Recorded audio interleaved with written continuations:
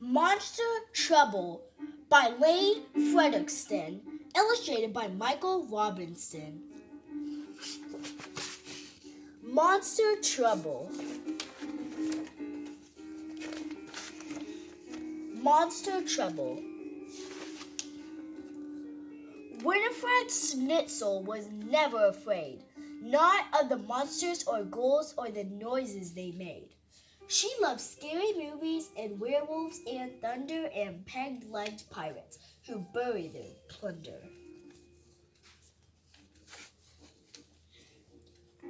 Still, Winifred's bedtime was hardly spook-free. The neighborhood monsters would not let her be. Each night they'd show up and attempt to be scary. Some would growl, some would bletch, some were slimy, some were hairy.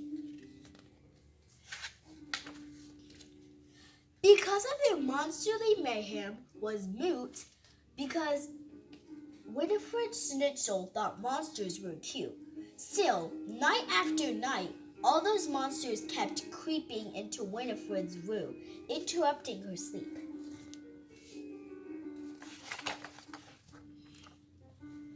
Too tired for math, too exhausted for fun, she finally decided, those monsters are done.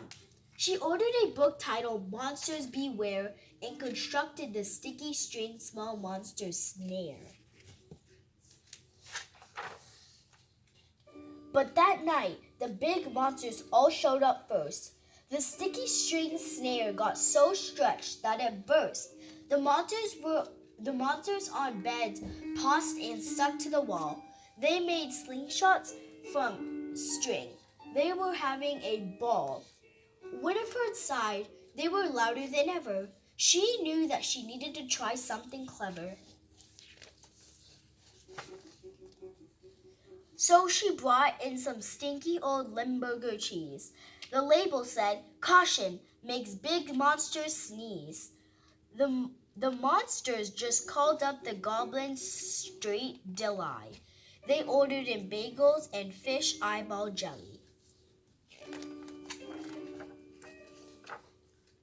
Winifred barely got through the next day.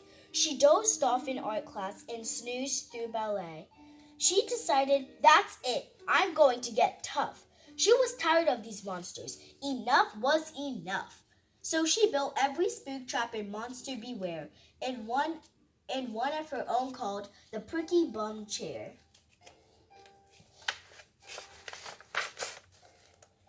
Poor Winifred yawned. She was so very sleepy.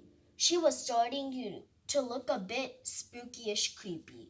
When the monsters showed up, they're howling and roaring. Winifred Schnitzel was already snoring.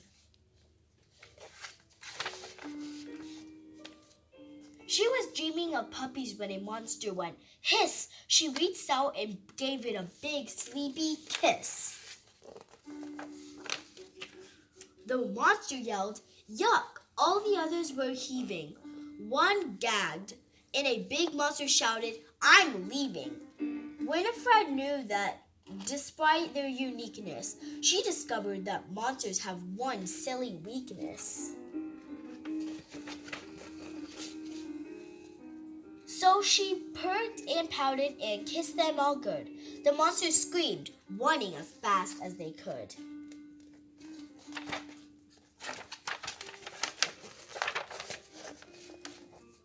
Now, Winifred sleeps very soundly at night.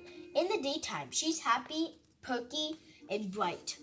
But sometimes she finds that a monster's crept in right around bedtime with a monsterly grin. She ignores all the growling, roaring, and hissing, since the one thing that all monsters hate is the most is kissing. The end. Bye!